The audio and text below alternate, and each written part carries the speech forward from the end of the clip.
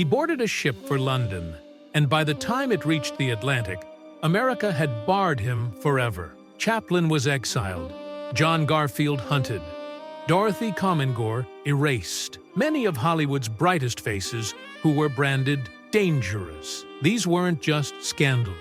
They were executions by rumor and politics, and today, 17 stories of Hollywood stars blacklisted into oblivion. Number 1. Charlie Chaplin, the exile who built laughter, then lost his country. He left America at the height of his fame, and when he tried to return, the gates of Hollywood slammed shut. In September 1952, Charlie Chaplin boarded a ship to London for the premiere of his film Limelight. He expected the usual fanfare of flashbulbs and champagne receptions. Instead, while his vessel cut across the Atlantic, U.S. immigration officials announced he would not be allowed back in. The most famous comedian in the world had been branded a danger to his own adopted country. For decades, Chaplin had been untouchable. From The Kid in 1921 to City Lights in 1931, his Little Tramp became one of the most recognizable figures on Earth, a symbol of resilience during the Depression, a source of laughter through war. Yet behind the bowler hat and cane, America's moral gatekeepers whispered of scandal. They called him immoral, citing his messy divorces and high-profile affairs splashed across gossip columns. They claimed he harbored dangerous politics, sympathizing with left-leaning causes during the fever of the Red Scare. By the late 1940s, the FBI had opened a file thicker than a studio script. The timing was ruthless. Just as Chaplin prepared to release Limelight, his love letter to the twilight of entertainers, the government struck. Headlines screamed of moral turpitude, a phrase as vague as it was damning. Friends urged him to fight, but Chaplin, weary of years of suspicion and tabloid venom, instead made Switzerland his permanent home. He was 63 years old, exiled not by court ruling, but by a bureaucratic pen stroke. The man who had made the world laugh was declared uninsurable, untouchable, and unwanted in the town he helped build. For 2 decades, his name was quietly erased from studio retrospectives. In America, theaters avoided re-releasing his classics, fearful of public backlash. Only in 1972, after 20 long years in exile, did Hollywood offer an olive branch, inviting him back for an honorary Oscar. As he stepped onto the Academy stage, the audience rose for a 12-minute ovation, the longest in Oscar history. Chaplin wept, the sound of redemption echoing too late. Hollywood had crowned him a king, then banished him as a traitor. And when it finally begged forgiveness, he was already a ghost of the man it had cast out. Number 2. John Garfield, the street fighter blacklisted by fear. The knock came late at night, not from a director with a script, but from federal agents with a subpoena. In 1951, at the height of his career, John Garfield's name appeared on the dreaded witness list for the House Un-American Activities Committee. He had risen from tenement streets to Academy Award nominations, but in that charged spring, none of it mattered. To Congress, he wasn't a star. He was a suspect. Garfield had once been Warner Brothers' answer to Brando before Brando. His tough, restless energy lit up films like Body and Soul, 1947, and Gentleman's Agreement, 1947, where he exposed the poison of prejudice with rare honesty. Audiences adored him as the underdog who refused to back down, the street fighter with a poet's heart. But those same films, socially conscious, unflinching, drew suspicion from a government convinced Hollywood harbored subversives. The gossip columns whispered, and the studios, always terrified of scandal, began to distance themselves. When Garfield finally appeared before HUAC in April 1951, the stakes could not have been higher. He sat beneath the hot glare of the hearing lights, chain-smoking, voice taut with nerves. They demanded names. Colleagues, friends, anyone who might have attended left-leaning meetings in the 1930s and 40s. Garfield refused. He cited the Fifth Amendment, insisting his loyalty was to his country, his family, and his craft. In that moment, he showed the same defiance that had electrified the screen. But to the committee, defiance was guilt. Within weeks, Warner Brothers dropped his contract, offers dried up, agents stopped returning calls. The blacklist did not just erase his career, it consumed his health. By 39, Garfield was plagued with chest pains, the stress of surveillance, the humiliation of whispered betrayal. In May 1952, he collapsed after a late-night card game in New York. Officially, it was a heart attack, but friends knew fear and persecution had pulled the trigger long before. John Garfield had fought his way out of poverty and into the spotlight, only to be crushed by politics he refused to play. Hollywood once hailed him as the voice of the working man, and then silenced him with the weight of its fear. Number 3. Dorothy Comingore, Citizen Kane's star, erased. Her name should have been etched in cinema history.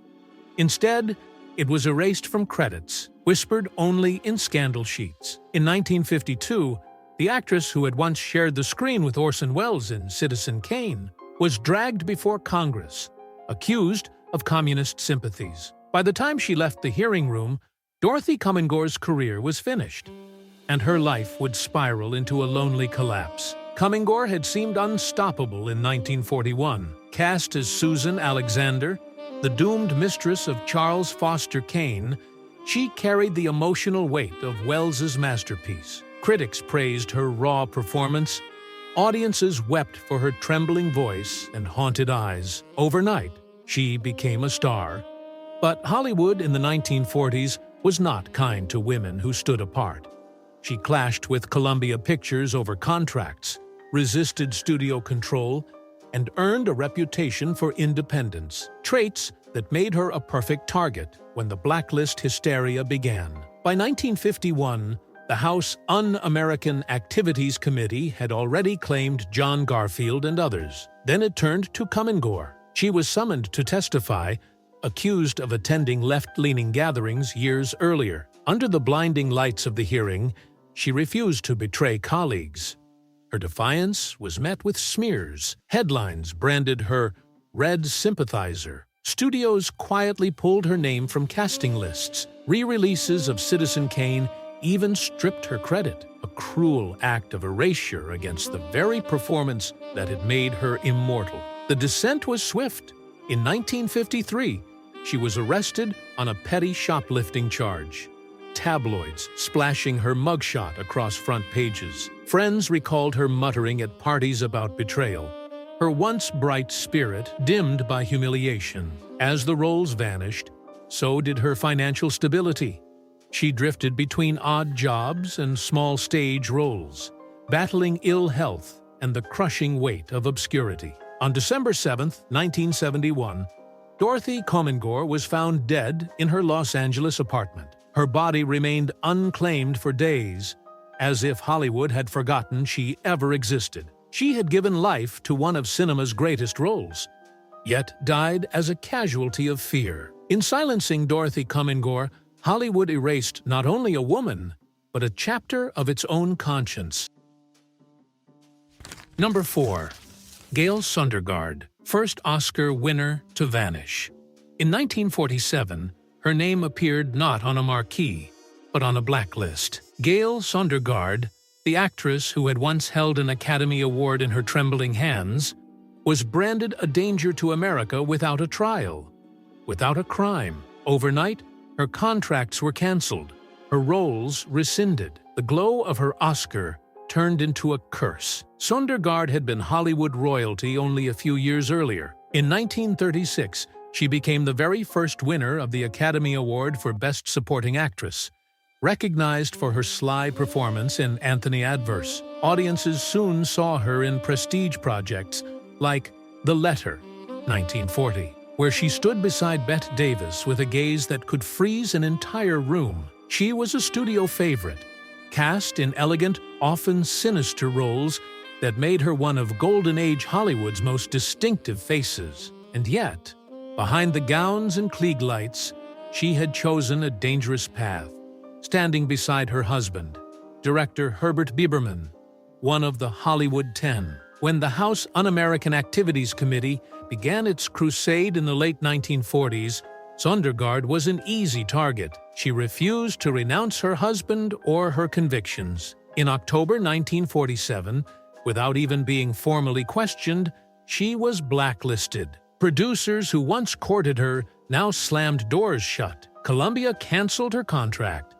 Offers evaporated like mist in the sun. Gossip columns that had once praised her elegance now branded her subversive. The punishment was merciless. As her peers walked red carpets, Sondergaard drifted into obscurity, taking stage work in small theaters, her once lavish Hollywood lifestyle replaced with frugality. Even when the blacklist began to fade in the 1960s, Hollywood offered no welcome. She made the occasional television appearance, but the shimmering career that had begun with such promise was gone. Her Oscar statuette still sat on the mantelpiece, a relic of a world that had cast her out. She had been the first woman honored for a supporting role, and the first female star stripped from the screen by the blacklist. Hollywood had crowned her with gold, then silenced her with fear. And when the town moved on, it left Gail Sondergaard as a footnote, the first Oscar winner to vanish.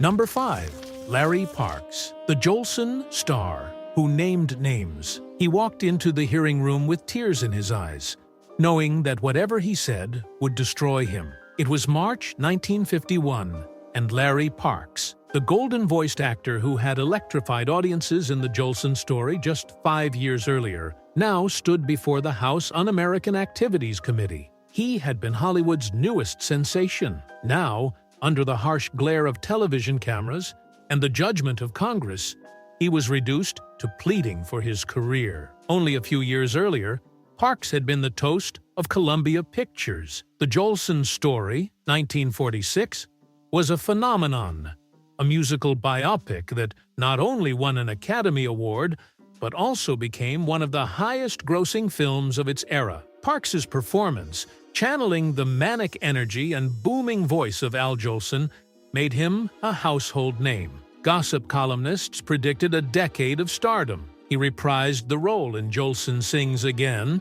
1949, cementing himself as a box office draw. But Hollywood's brightest lights were no protection from Washington's shadow. Summoned by HUAC in 1951, Parks hesitated. He begged not to testify, calling it the most humiliating thing that ever happened to me. But the committee pressed harder, and with his livelihood on the line, he broke. He admitted past membership in left-leaning groups from the 1930s. Worse, he gave names, colleagues and friends whose careers, like his, would soon be destroyed. For a moment, it seemed cooperation might save him. It did not. Within months, Columbia canceled his contract. Projects in development vanished overnight. Casting directors who once courted him now treated him as poison. To Hollywood, he was tainted goods. A man too dangerous to hire, too compromised to trust. His admission had bought him nothing but disgrace. For the rest of his life, Parks drifted on the margins, taking odd stage roles, struggling to support his family, and watching as the fame he once embodied became a memory. When the blacklist finally lost its power in the 1960s, the industry had moved on. Larry Parks had given audiences their Jolson, but when his own spotlight dimmed, Hollywood turned away. In the end, his greatest performance could not save him from the role he never wanted, the star who named names and vanished anyway. Number 6. Sterling Hayden, hero who broke under pressure. He was built for legend. A 6'5" seafarer with a square jaw, the kind of man Hollywood molded into heroes. Yet in 1951, Sterling Hayden's greatest role wasn't on a soundstage but in a congressional hearing room. The swashbuckling star of The Asphalt Jungle, 1950, found himself trembling under oath, confessing to a brief flirtation with the Communist Party and naming names he would regret for the rest of his life. Only a year earlier, Hayden had been at the height of his powers.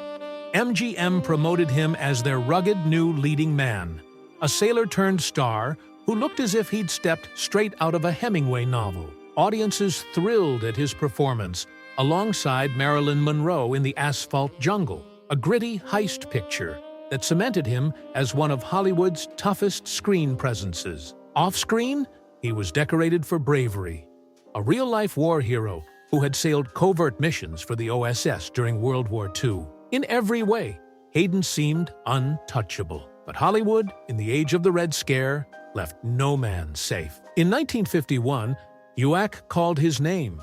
Cornered, Hayden admitted he had joined the Communist Party briefly after the war, a decision born more of idealism than subversion. Faced with the committee's wrath, he folded. He identified colleagues, hoping cooperation would protect his career. The cameras caught his anguish. His broad shoulders slumped as though he were being stripped of the very image MGM had built for him. Instead of salvation, Hayden found exile. Though he continued to work, he was quietly moved out of leading roles. Studios no longer trusted him to carry a picture. His career shifted to supporting parts, most famously later in Dr. Strangelove, 1964. But the marquee stardom promised in the late 1940s never returned. Behind closed doors, Hayden admitted the testimony haunted him more than any battlefield. He called it the one act of cowardice that defined his life. Sterling Hayden had fought Nazis in the Adriatic, commanded ships through enemy fire, and survived Hollywood's grind. Yet what scarred him most was not war, but the day he broke under pressure. Number 7. Lee Grant, the actress who refused to betray friends. The applause still rang in her ears when the Blacklist claimed her name. At just 24 years old, Lee Grant had walked the red carpet at Cannes. Her performance in Detective Story, 1951, winning international acclaim. Stardom seemed inevitable, but in 1952, she refused to denounce her husband's politics before the House Un-American Activities Committee. That single act of loyalty, a refusal to betray, ended her Hollywood career for over a decade. Grant's rise had been meteoric. Born Leova Rosenthal, she trained as a stage actress before making her screen debut opposite Kirk Douglas in Detective Story. The film, directed by William Wyler and released through Paramount, became an instant classic of post-war noir. Gossip columnists noted her beauty, but also her ferocity, a young woman with the presence of a seasoned star. When she took home the Best Actress award at Cannes in 1952, audiences assumed a new screen queen had arrived.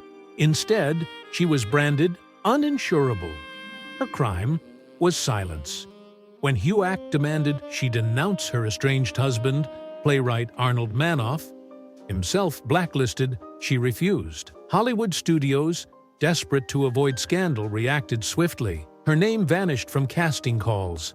Projects she had already been promised were reassigned. For the next 12 years, Grant scraped by with sporadic stage work in New York, her talent smothered by political hysteria. The years in exile left scars. She later admitted to bouts of bitterness, watching contemporaries like Grace Kelly and Audrey Hepburn ascend while she was sidelined. Yet Grant never broke. When the Blacklist began to fade in the mid-1960s, she returned with fury. Television roles led to feature films, and by the 1970s, she had not only reclaimed her place but surpassed it, winning an Academy Award for Shampoo, 1975, and reinventing herself as one of Hollywood's most respected directors. Still, the triumph could not erase the years stolen from her youth. Lee Grant was proof that Hollywood punished integrity as harshly as scandal. She had refused to betray her friends, and for that, she paid in silence. Number 8. Marsha Hunt, the face of integrity, turned to dust. Her crime was a signature. In 1947, when Hollywood executives demanded loyalty oaths to prove an actor's patriotism, Marsha Hunt refused. The elegant ingenue who had once graced MGM musicals and comedies was suddenly branded a threat. By the early 1950s, Her face, once a studio favorite, had disappeared from the silver screen, erased not for scandalous behavior, but for standing by her conscience. Hunt had been a rising jewel of the studio system throughout the 1930s and 40s. Audiences remembered her in Pride and Prejudice, 1940, where she played the charming Mary Bennet opposite Greer Garson and Laurence Olivier, or in Cry Havoc, 1943, a wartime drama that became a favorite among troops abroad. MGM promoted her as the picture of grace and sophistication, the kind of actress who could anchor both romantic leads and ensemble dramas.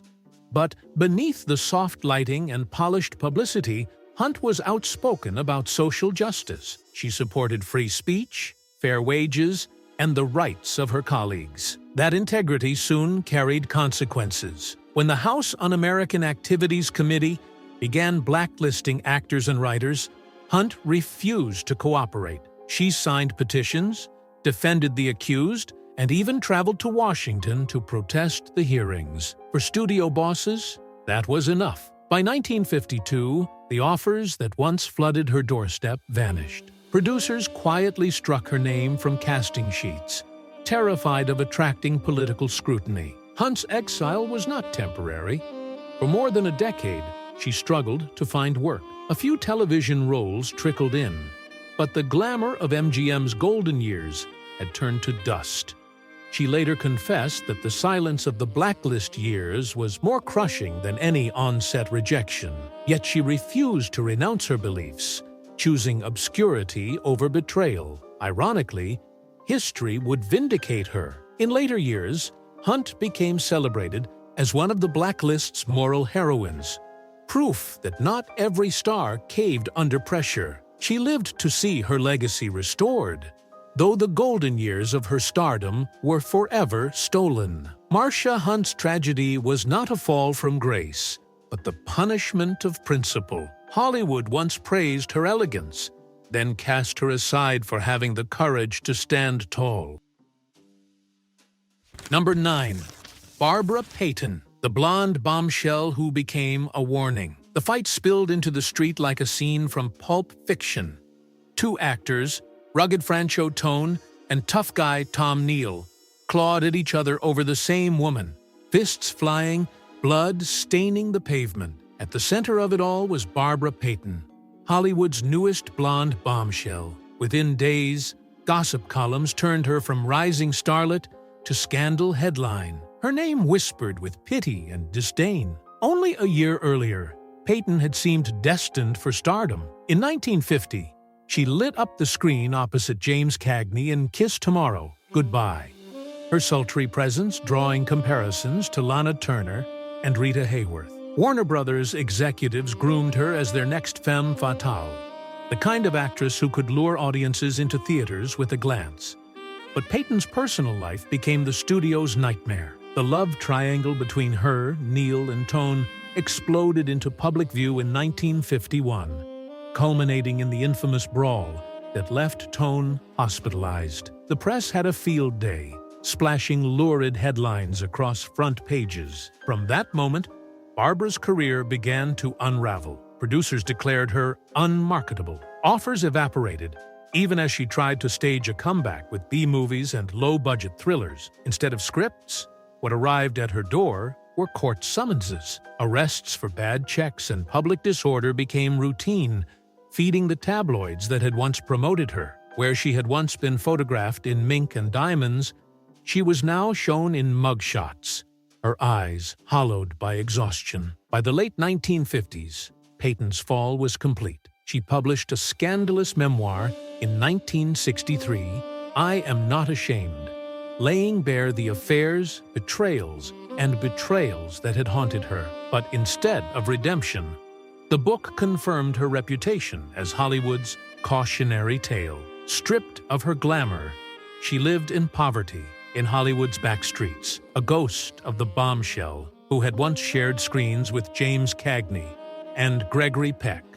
On May 8, 1967, Barbara Payton died at just 39 years old, her body weakened by years of struggle and neglect. The studios had once promised her a golden future, yet abandoned her when scandal struck. Barbara Payton's story became a warning whispered in casting offices. In Hollywood, one headline could end everything. Number 10. Errol Flynn, swashbuckler dogged by scandal. The courtroom was packed, flashbulbs exploding as though it were opening night. In 1943, Errol Flynn, Hollywood's beloved swashbuckler, the man who had swung from chandeliers in Captain Blood and The Adventures of Robin Hood, stood accused of statutory misconduct. He denied it, fought it, and was acquitted. But the whispers never stopped. For the rest of his career, Flynn carried the taint of scandal, a shadow that no verdict could erase. In the 1930s, he had been Warner Brothers' Rals's golden boy. His dazzling smile, devil-may-care charm, and athletic grace made him the definitive action star of the studio era. Fans flocked to theaters for his daring sword fights and smoldering romances opposite Olivia de Havilland. Yet even at the height of his fame, rumors swirled. Gossip columnists like Hedda Hopper and Luella Parsons hinted at reckless nights, questionable liaisons, and a lifestyle too wild for the Hays Code censors to contain. By the early 1940s, when America was at war, Flynn's reputation was already split between matinee idol and dangerous libertine. The 1943 trial was the climax. Two young women accused him of misconduct, and though a jury cleared him, the headlines had done their damage. Flynn's name became shorthand for scandal, a punchline in smoky nightclubs. Warner Brothers kept him under contract, but the roles grew fewer, the budgets smaller. Studios feared his off-screen reputation would eclipse his on-screen heroics. As the years passed, the whispers multiplied. During the height of the Red Scare, his name even surfaced in rumors of leftist sympathies, though no charges were ever brought. Combined with his hard-living lifestyle, endless parties, failed marriages, financial troubles, Flynn's star dimmed. By the 1950s, he was a faded figure, drifting through second-rate swashbucklers and European productions, his once athletic frame worn down by excess. When he died in 1959 at just 50 years old, the irony was cruel. Hollywood had built him as its great hero, and then spent years dismantling him as its great scandal. Errol Flynn was the man who gave audiences Robin Hood, yet in the end, he became a cautionary tale, proof that in Hollywood, a single rumor could wound deeper than any sword. Number 11. Frances Farmer, the lobotomy rumor that killed a career. The flashbulbs didn't capture glamour that night, they captured handcuffs. In 1943, Frances Farmer, once hailed as Hollywood's most brilliant rebel, was dragged through the streets of Santa Monica after a public arrest. The tabloids splashed the images across front pages, transforming a gifted actress into a spectacle. From that moment, she was no longer remembered for her artistry, but for her madness. Only a few years earlier, Farmer had been Paramount's great hope. She dazzled critics in Come and Get It, 1936, and Rhythm on the Range, 1936, earning comparisons to Katharine Hepburn for her fierce intelligence and striking presence. Unlike many ingenues of the era, she refused to play the docile studio darling. She challenged executives, fought typecasting, and pursued stage work when roles insulted her talent. Her independence thrilled admirers, but it terrified Hollywood bosses. Then came the breakdowns. By the early 1940s, Farmer's personal struggles spilled into the press. She was arrested multiple times, including a now infamous incident in which she struck an officer after refusing to pay a fine. Newspapers painted her as volatile, the bad girl of the screen. By 1944, she was committed to psychiatric hospitals, subjected to years of harsh treatments, shock therapy, confinement, and endless diagnoses. And out of those sterile walls emerged the darkest rumor of all, that Farmer had undergone a lobotomy. The truth remains murky. Some historians insist the lobotomy never happened, that it was a cruel exaggeration by gossip columnists, but in the public imagination, the damage was done. The image of a once fiery actress reduced to silence became a cautionary tale, retold in whispers across Hollywood cocktail parties. Whether true or not, the rumor ensured she would never return to stardom. In the 1950s, Farmer re-emerged briefly in television, her talent still visible, but the industry had moved on. She died in 1970 at just 56, remembered less for her art than for the tragedy of her collapse. Frances Farmer's life became Hollywood's cruelest parable. A gifted actress erased not by lack of talent, but by the power of rumor. A myth of lobotomy that killed her career more effectively than any scalpel ever could. Number 12. Jean Tierney. The beauty Hollywood broke her face was flawless, but behind it lay fractures the studio refused to see. In the late 1940s, as audiences swooned over her in Laura, 1944, and Leave Her to Heaven, 1945, Jean Tierney was quietly unraveling. Studio executives demanded perfection, but when her mind faltered, they offered no mercy. Instead, they cast her aside, leaving one of the era's most breathtaking talents to battle breakdowns alone. Tierney's rise had been meteoric. Darryl F. Zanuck at 20th Century Fox touted her as the studio's answer to Garbo, her striking cheekbones and haunting eyes making her the perfect noir goddess. Laura cemented her as an icon, the mysterious portrait every man longed for. Gossip columnists called her the most beautiful woman in Hollywood. But beauty, for Tierney, was both a blessing and a trap.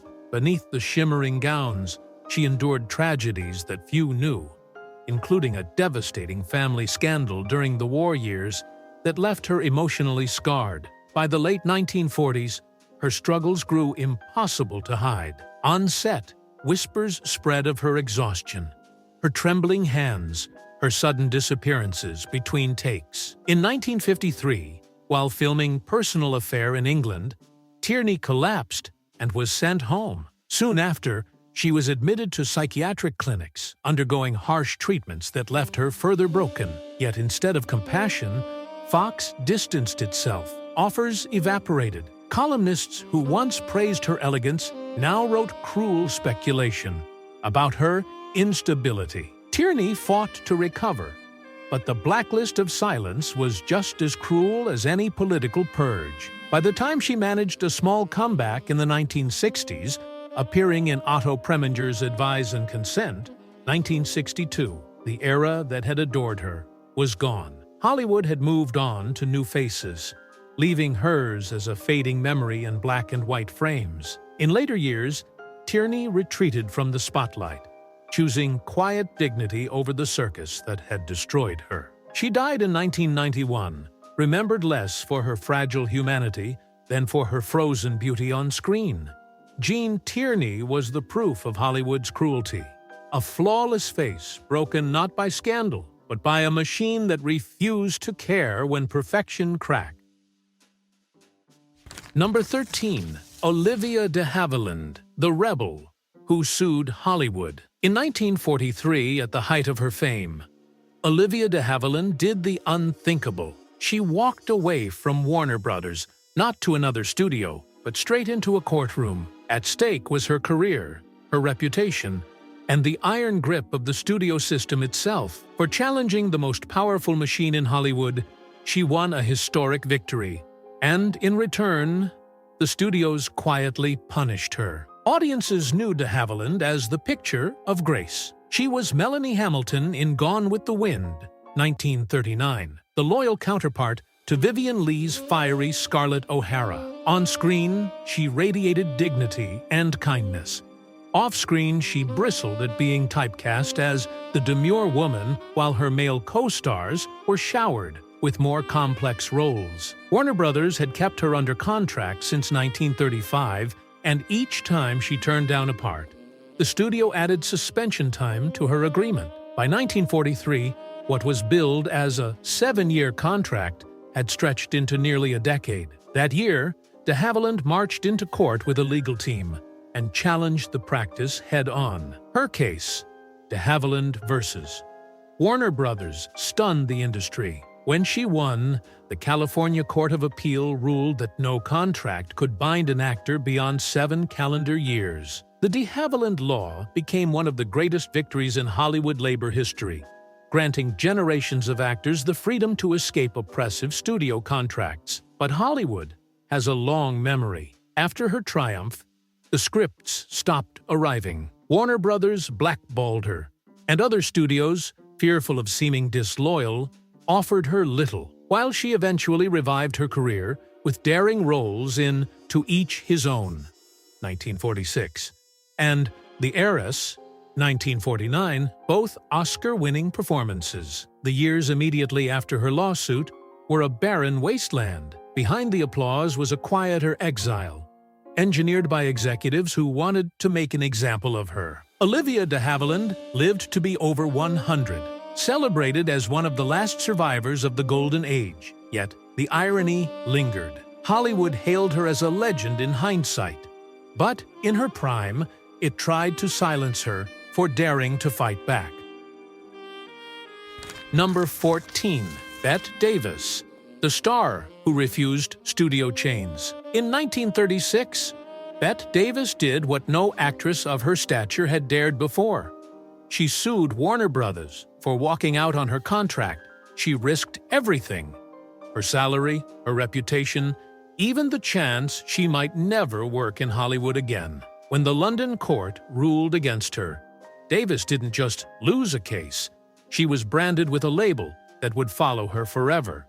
Difficult. But Davis had always been more than a studio puppet. By then, she had already shaken audiences in Of Human Bondage, 1934, and won an Academy Award for Dangerous, 1935. Her sharp eyes and clipped delivery made her a natural for roles that demanded strength and bite. Warner Brothers, however, repeatedly cast her in films she loathed, melodramas and lightweight romances that wasted her ferocity. Furious at being treated as just another contract girl, Davis walked away, seeking more challenging work in England. The studio retaliated with lawsuits and an international scandal that filled the gossip columns. The courtroom drama itself was worthy of a Warner Brothers script. Davis argued that the studio system treated actors as indentured servants, chaining them to projects that damaged their careers. The judge disagreed, siding with the powerful moguls. Defeated,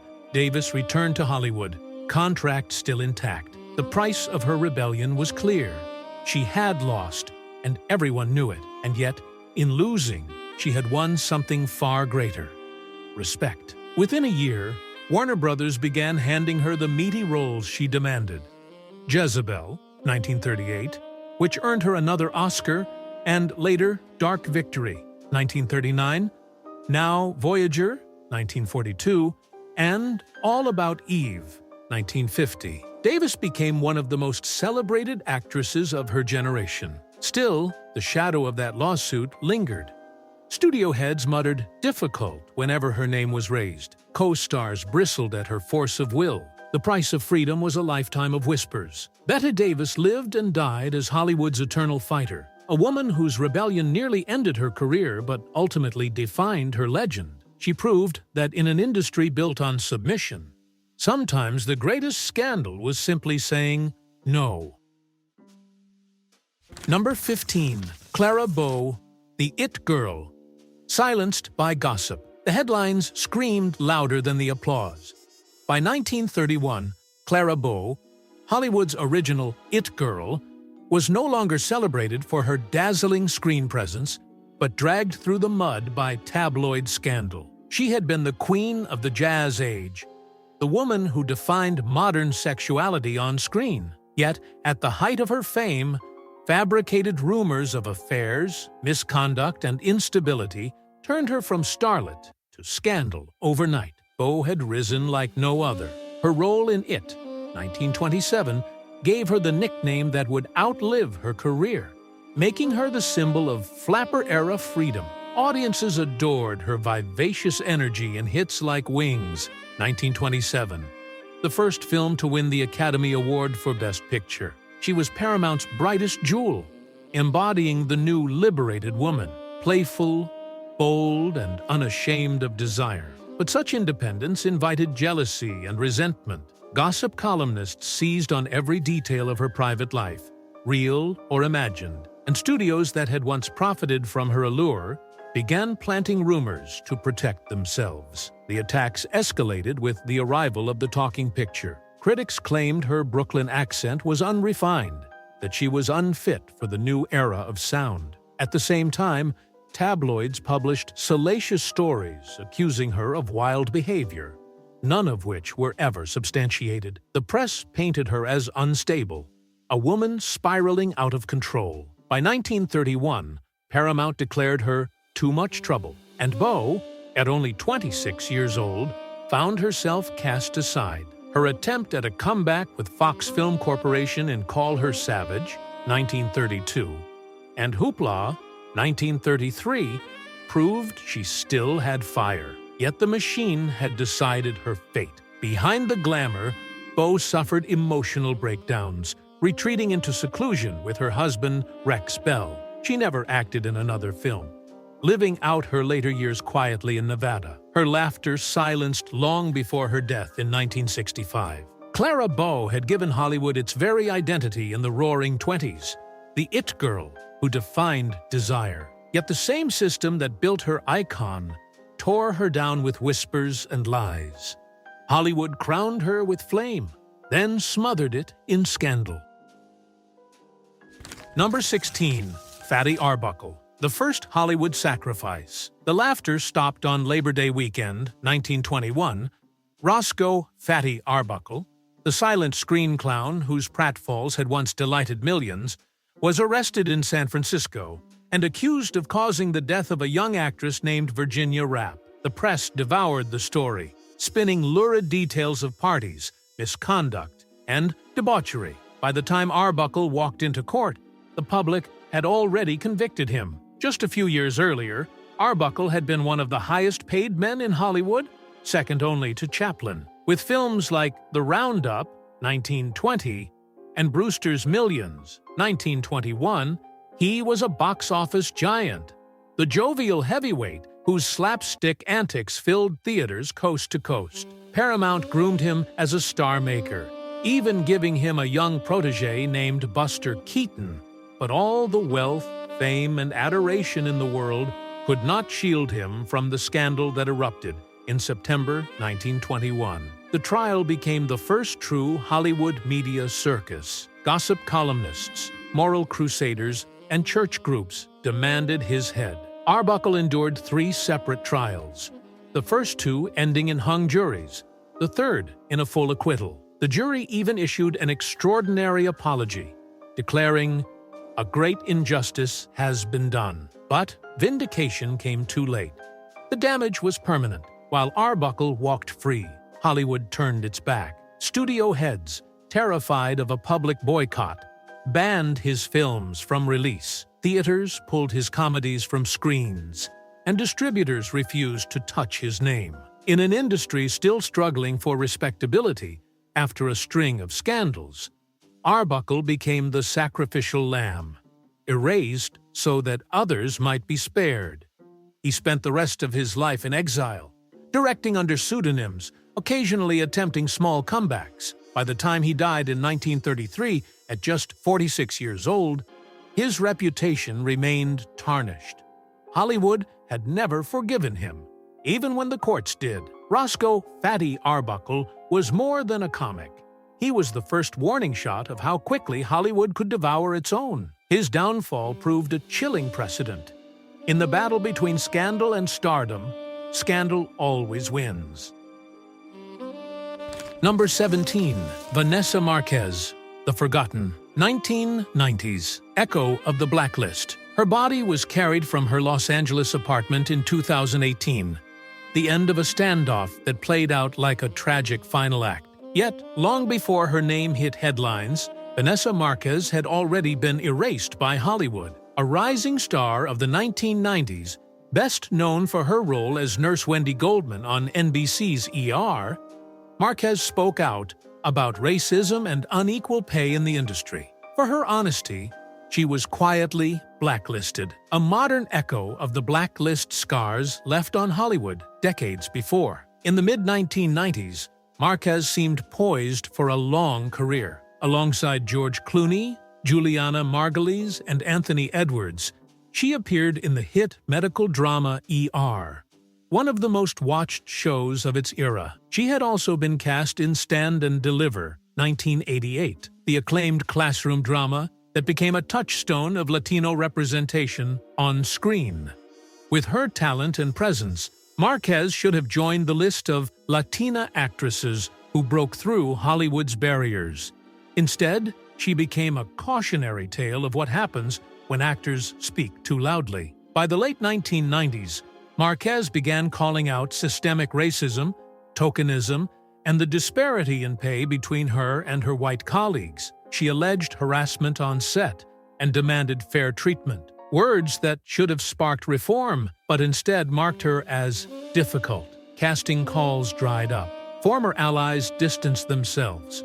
Like Dorothy Comingore or Marsha Hunt before her, Marquez found her career silenced not by lack of talent, but by an industry that punished dissent. The years that followed were marked by struggle.